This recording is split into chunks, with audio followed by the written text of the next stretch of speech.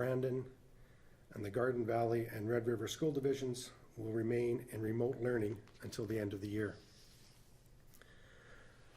As well, unless directed by public health, schools in remote learning across Manitoba will be able to have students return in limited capacity starting June 14th. This will allow them to meet with teachers and end the year on a positive note. This will mean 5 to 6 students can return at one time per classroom. This limited return will be optional for students and families. While this is not the end of the year we all would have wanted, we still have half of Manitoba schools with students attending regularly. These schools will continue to operate with the additional measures already in place. I do want to give a special message to our graduating students as well. I know this year has been difficult, but there have been many life lessons learned. We know that there are many better times ahead, and the resilience you have shown will be useful in the years ahead. We know your class will go on to do tremendous things despite the challenges we faced this past year. Like last year, I know you can count on your parents, teachers, administrators to find creative ways of marking this occasion. Congratulations to all graduates. Dr. Atwal, I'll turn it over to you. Good afternoon. I'm Dr. Jazz Atwal, Manitoba's Deputy Chief Provincial Public Health Officer. Throughout the pandemic, schools have done a great job of keeping the virus from spreading in schools.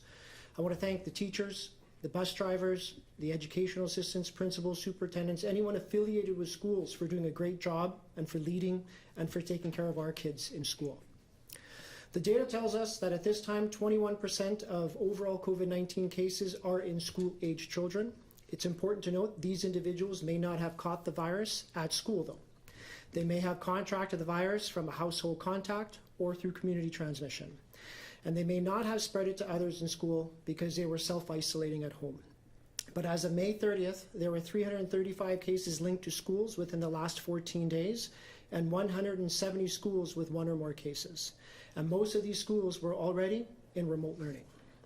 While our case counts are starting to move in the right direction, test positivity rates and the number of cases in hospital and ICU are still too high to broadly reopen schools in certain parts of the province. However, we recognize that there is work that needs to happen that is best done in person. The changes recommended by Public Health will allow schools in remote learning to work with students and assess their progress while ensuring large numbers of people aren't gathering. Schools will be required to follow public health guidance, including determining capacity limits to ensure 2 meters of physical distancing, maintaining cohorts, where possible, limiting the amount of time students spend in the facility, maintaining physical distancing of at least 2 meters, wearing masks except while seated, and limiting gatherings between students. For schools remaining open in other parts of Manitoba, the following public health measures remain in place. Schools with multiple cases outside of the same household cases will be moved proactively to remote learning as per existing guidance in consultation with public health. School officials can require students and their staff who are showing symptoms to stay home for 10 days and encourage them to seek testing. Household members without symptoms should also self-isolate or quarantine until the sick individual's test result is received. All extracurricular activities, such as organized sports and off-site activities, are suspended except for physically distanced walks/runs in the local community. No indoor singing and no indoor use of wind instruments are allowed, and all other public health measures remain in effect. We can now take questions. Thank you. A reminder to our reporters on the line, you will have one preliminary and one follow-up question. Up first this afternoon from CHVN, Taylor. Hi there. A week ago, the province was looking at a return to the classroom for students, but what has happened in the past week to change your mind? So, there is still an ongoing strain on the acute care system. Our case numbers are declining. So we're just averaging under 300 cases on a rolling 7-day average. We peak close to 480 cases on a rolling 7-day average. We still know that we're going to generate more hospitalizations and more ICU admissions over the next week or two.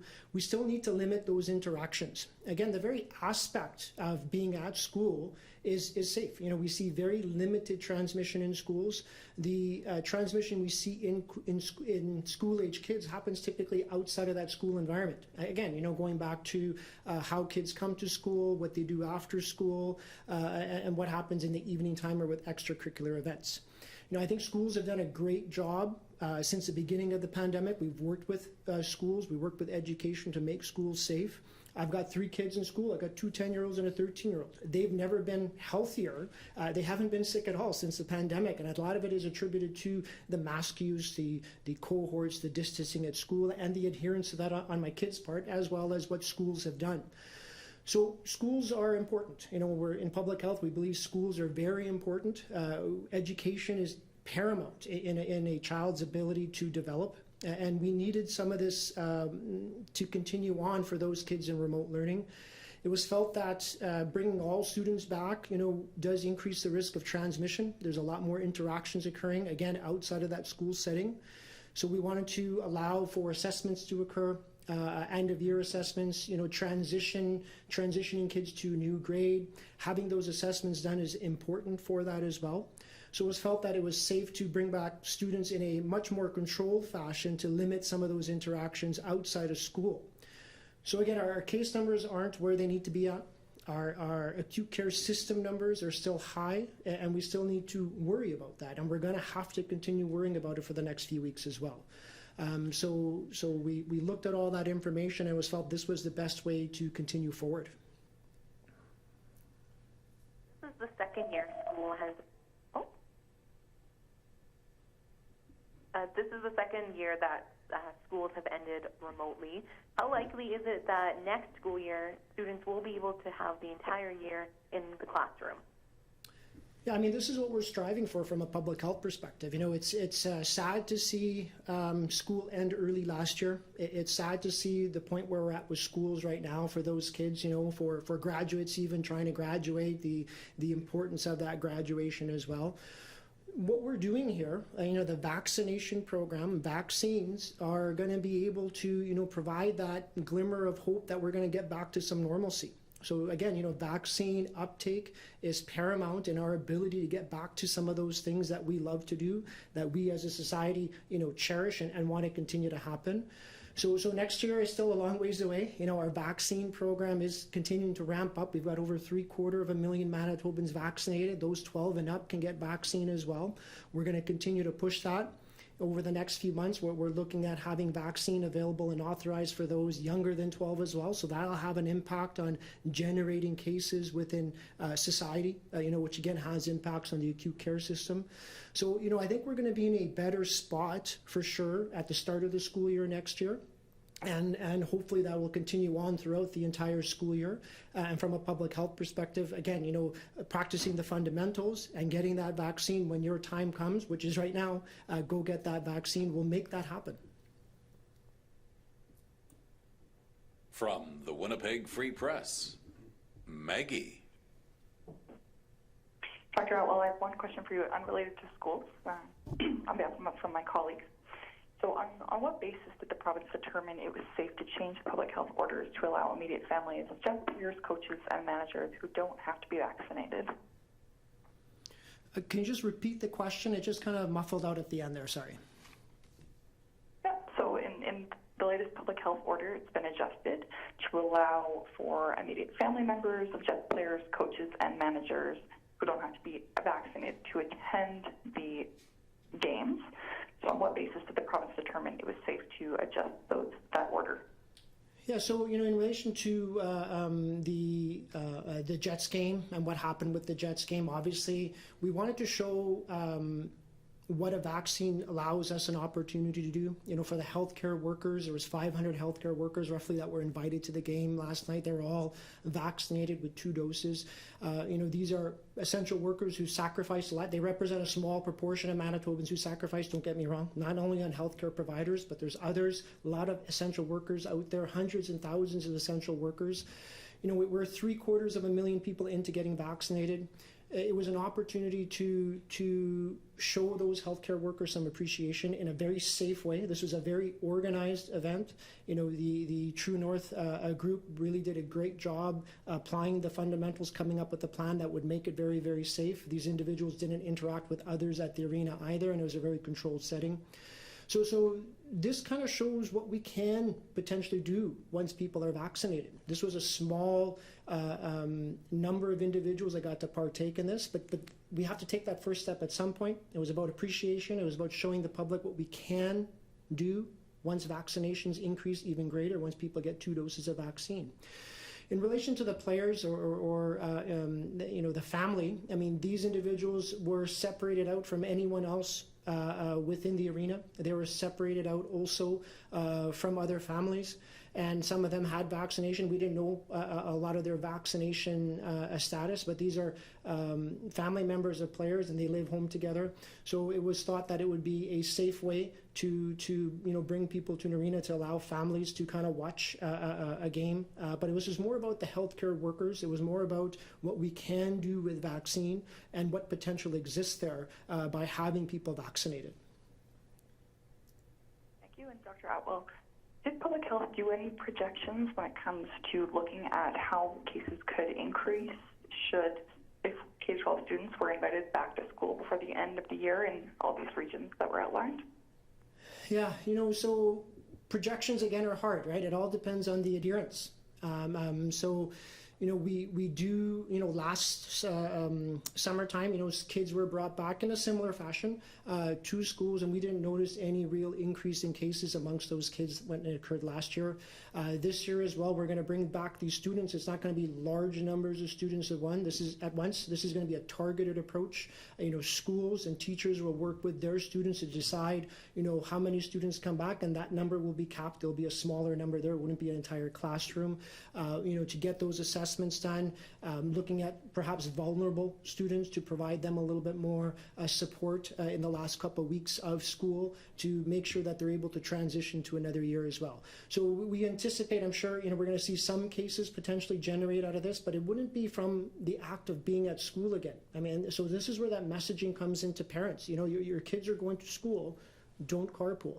You know, don't interact with other families before school. After school, make sure you pick up your kid, or your kid gets dropped off. They shouldn't be interacting with any other household. Those are the key things here. And remind your kids when they're at school, again, to practice those fundamentals, to distance, you know, to wash their hands regularly, to wear that mask when it's required. From Global News, Joe. Hi there, afternoon. I was wondering if the province has any plans at this point, or how the province plans to make sure all these kids get caught up in the fall. Yeah, thanks for the question. Clearly, we're allowing a couple of weeks here at the end of the school year for teachers to interact with their students and parents and make sure that we understand where these students are at, so the assessment protocols are certainly in place. We have, again, this year we will be providing free education over the course of the summer for high school individuals wishing to pick up some courses. I know we had several hundred students engage in that online last year. We'll be expanding that capacity over the summer for those high school students. I will also say we've set aside $40 million for next fall for allocated to school divisions and independent schools for additional staffing, learning and technology, health and safety. So we recognize there's going to be some catch-up required next fall. So we have made allowances for that for school divisions to provide that extra learning capacity.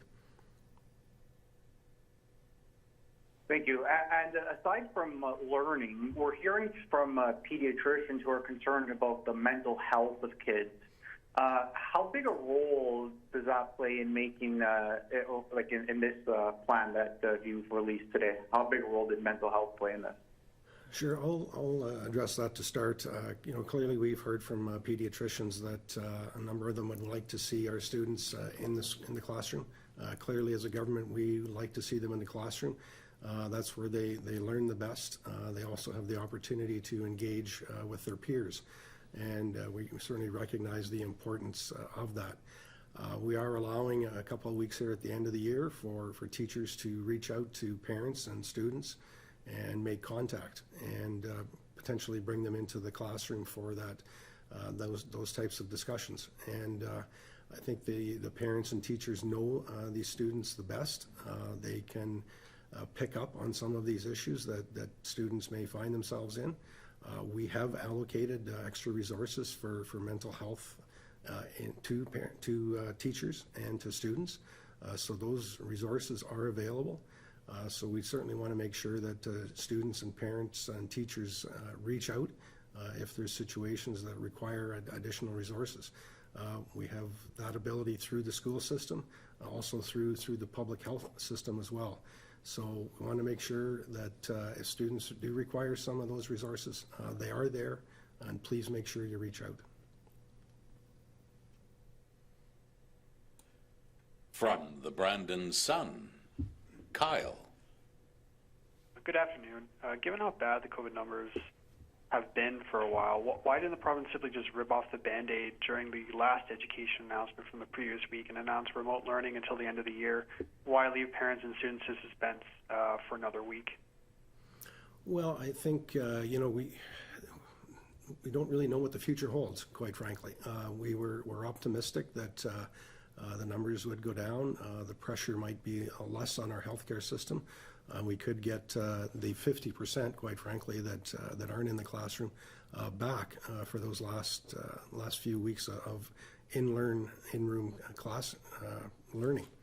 The reality is different. We're still facing challenges. We think this is an option that we can get the assessments done, provide some closure, prepare for the transition for a lot of these students. Quite frankly, the educators and the teachers know their students the best. They will be reaching out to those parents and those students to engage in those year-end discussions. Not the best situation by far, but we think there's clearly some options here to deal with some of these situations. I will say, we still have half of the schools under normal operation, and we're obviously monitoring those schools as well, but hopefully those schools will end on a positive note as well. All right, thank you. And how much flexibility will these K-12 schools in places like Brandon and Winnipeg have when it comes to their high school graduation ceremonies? Will there be kind of any government oversight for this process at all? Yeah, we've provided the schools some guidance around graduation exercises. Clearly, we don't know what the public health orders will look like in detail at this point in time. So we're asking schools to be mindful of what the public health orders are at the time of graduation. We expect there won't be large gatherings allowed, so please adhere to that. We went through this last year, so I think we're going to be in a similar situation to last year. I know that teachers, parents, administration were quite innovative in finding ways to mark these occasions, and I think they will do the same this year. Thank you. From CJOB, Skylar. Hi, Dr. Atwal and Minister Cullen. Thanks for your time. Minister Cullen, some teachers are wondering how this new in-person meeting allowance will balance with, the requirement to still cater to some kids of critical care workers in class already. Right, so we are accommodating students of critical care workers. I think that amounts to about 20% actually are in the classroom as we speak. So we are going to allow students over and above that 20%, groups of up 5 or 6 in that range, to come into the schools. We will leave the details up to the educators. They are the experts. They know their students the best. We're allowing them to work with the parents, and they can make that determination who they think should be in the classroom, how often they should be in the classroom, and then be mindful again of the fundamentals in terms of public safety. Thank you for that. And Minister Cullen, I know the province has, designated a fair amount of funding to ensure schools are going to be safe moving forward. But can you give a guarantee today to those disappointed kids, disappointed parents, disappointed teachers that when kids return to the class, it will be safe? Are there going to be, upgrades to things like ventilation in some of these older facilities going on through the summer when, there's obviously a ton of empty space in the school to do that? Yeah, our goal all along is to have kids in school as long as it was safe to do so. That's why we've been working closely with our school community. We've been working very closely with our public health officials on this front. And as Dr. Atwal pointed out, hopefully by September we'll have even a higher population vaccinated, and including students. I think we're all optimistic we can have a regular return in September. As you pointed out, though, we recognize there will be some catch-up work to do. We've allocated close to $60 million for the next school year to accommodate extra expenses related to COVID. We will go forward, but again, we will make sure that public safety is front and center. From the Winnipeg Sun, Josh. Good afternoon. Minister Cullen, you just kind of talked about the 20% of students that are still attending because they're parents are frontline workers and the like. Considering the vaccinations that have taken place, was there any consideration to allowing those who had already been vaccinated under restricted levels to be able to return to class as well? If this is about getting kids back in classes before the end of the school, if we already have a bit of a blended learning situation in Winnipeg and Brandon and a couple other school districts, was there any consideration to allowing those kids to have been vaccinated, so 12 and up, to be able to return in some capacity as opposed to just switching it off and right back to remote learning for the rest of the year? Just on the vaccine side here, so you got to remember, we've opened up that window for those 12 and up to get the vaccine. Once you get the vaccine in your arm, it does take 2 weeks to develop that immunity. So only a small number of those, between 12 and 18, let's say, have been vaccinated so far. When we're looking at risk here, when we're looking at allowing kids back, for these assessments, for in-person support, clinical support, assessments, transition planning. It's key here for those teachers to work with those kids, provide that one-on-one or group session if need be. A lot of students have sacrificed. They've suffered through a lot of this as well. We still see community transmission. We're still generating, 300 cases on average per day. We still have that strain on the acute care system. So we still want to limit those interactions. It's too early to allow a lot more interactions to occur. So we need to be aware of that. We're at the beginning of June here. And I think we have to see how the next few weeks go, but we're still going to be busy. We have 40 people out of province in ICU right now. That's a huge number, right? That's unprecedented. And that's all because of the cases that we generated as Manitobans, right? And those numbers have peaked. Those numbers are coming down. They need to drive down a lot further for us to be able to allow more interactions to occur. So I think the plan here with allowing, students to come back either individually or in small groups to work with teachers to transition out of 1 year to get into the next year to do those assessments, that's important. And public health, I stress this a lot here. We love school. School is very important for kids, for development, for mental health, for social development, for education. So we don't take a decision like this lightly. When we put kids on remote learning, we had to really think long and hard about it. But we felt it was the best thing to do to cut out those community transmission events, to break those chains, which it's doing. So by letting kids come back on the 14th in smaller groups in high-risk areas, which is where this remote learning is occurring, it is the safest way to get those assessments done, to allow those kids to transition. So we didn't want to open it up universally because that would cause just too much risk. Okay. And Dr. Atwal, what kind of a trajectory do you anticipate for hospitalizations and ICU patients by the time we reach the next date for the reconsideration of health orders? Are you still expecting those hospitalizations and to continue to climb, or should we expect by the time we see new health orders be seeing those level off? Yeah, so the health orders expire on the 12th. I think when you look at our total hospitalizations, there might be plateauing right now. The ICU numbers are maybe plateauing, but, if they go up by 10%, that wouldn't surprise me. The hospitalization number, if it goes up by 10% to where it's at right now, that wouldn't surprise me.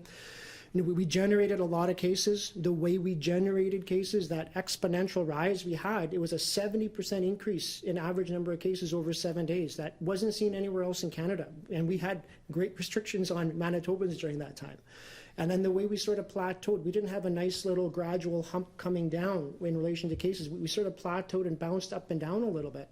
So what does that mean? That could mean there is a lot of non-adherence, that we were a little bit, in quotation marks, blind to the true number of cases. So, over the next 1 to 2 weeks, I still see potentially numbers increasing. I'm hoping they're plateauing, but it wouldn't surprise me to see another 10 or 15% increase. That's not out of the question.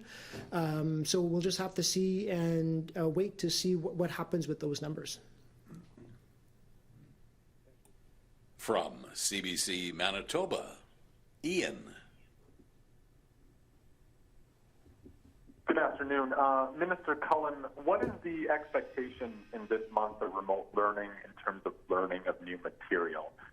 Is there going to be a deadline like there was last year on when teachers will stop teaching new material? Yeah, I'll leave the operational side to the experts. Clearly, teachers and principals are the experts on that front. I know it's been a challenging year all around. Obviously, students respond differently to different learning methods. Ideally, we would love to have them in the classroom through this, but this just wasn't the case. So we'll leave the learning component up to the respective teachers.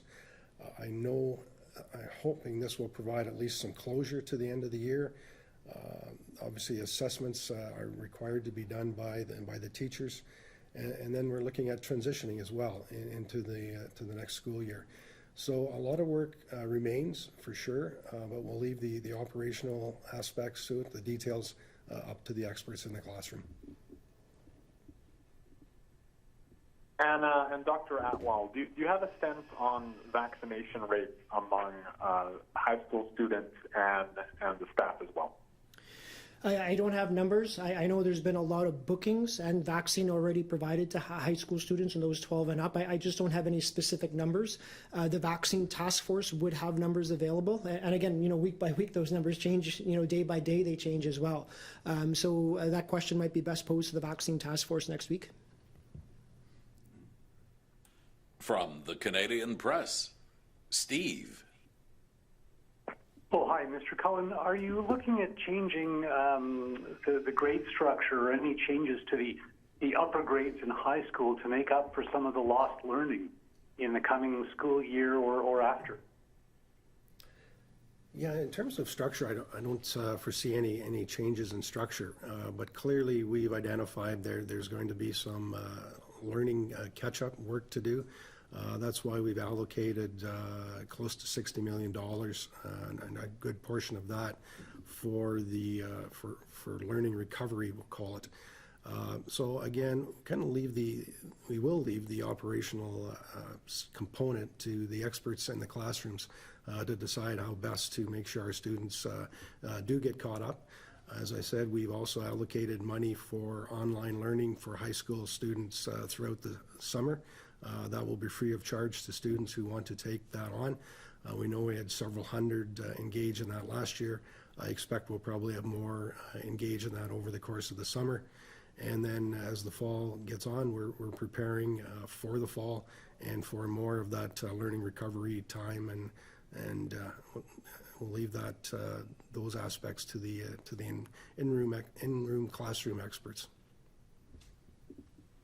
And Dr. Atwal, you mentioned that ICU cases may go up by as much as 10%, and I know it's hard to predict precisely because it depends on the rate of recovery and how many people are entering and exiting the ICU system.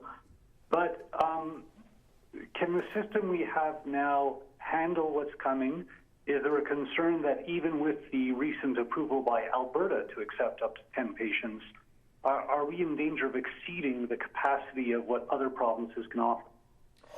Yeah, we have 127 people in ICU in Manitoba, of which 68 have COVID. We have 40 more that are out of province. When you look at our total number of Manitobans in ICU, that's 167 right now. That's a big number. We got 40 people out of province. Ontario's helped, Saskatchewan's helped as well, and Alberta as well. The other provinces are really helping Manitobans out. I think they see the disproportionate impacts of ICU stays in Manitoba compared to some of the data that's available there as well. Arrangements have been made. We're in discussions with them all the time. Shared Health is in discussions with them all the time. I don't think that we are at risk of exceeding any set number. That could be a great question to pose to Shared Health because they have specific dealings with the other provinces. But from my understanding, it's unfortunate we are sending people out of province, first of all, but there is that support from our neighbours to be able to help Manitoba out in this situation related to our ICUs. Our final reporter this afternoon from CTV Winnipeg, Jeff. Hi, Minister Cullen. I'm just wondering, these assessment groups, I take it they'll be similar to what happened last year. Is the expectation that the students would only go for, say, an hour or two, or would they be going all day? Yeah, we'll leave the individual on the operational side up to the respective teachers. The teachers know their students the best. So we're asking them to reach out to parents, make those necessary arrangements. I can see a variety of things happening as we go forward. Some students may need more face-to-face time than others. So again, we'll leave the operational side to the experts. Okay, and Dr. Atwal, you answered an earlier question on allowing the family members of players and coaches into the game last night, saying that, the province doesn't know the vaccine history of the people who were in there, and presumably some of them wouldn't. We're talking about kids, maybe people only getting their first shot. Why, and I know safety precautions were taken, you said, but why let anybody in there who's not directly connected to working there or in the or with the game if they don't have both vaccinations? Yeah, each one of these individuals, family households, were treated as a separate group, right? They didn't interact with other families. A lot of these players have kids. They weren't eligible for vaccine as well. So this was a way to, again, bring some people to be able to watch a game, to see their parents play. For Manitoba. Last night's hockey was more about again what we can do. When we are vaccinated. We brought in hundreds of people who were fully vaccinated. They were all separated. And they didn't interact with others. The family groups and the general population groups, right, the healthcare workers didn't interact at all, and even the family groups were never interacted with each other as well. So last night was about, again, what can we do with vaccinations? What's possible, why it's important to get the vaccination, what it might allow us to do going forward as well.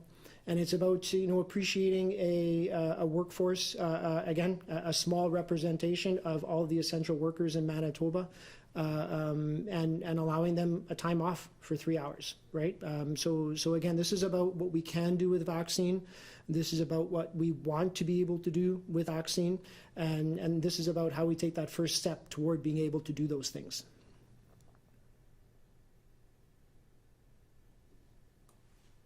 Thanks, everyone. This concludes our media briefing.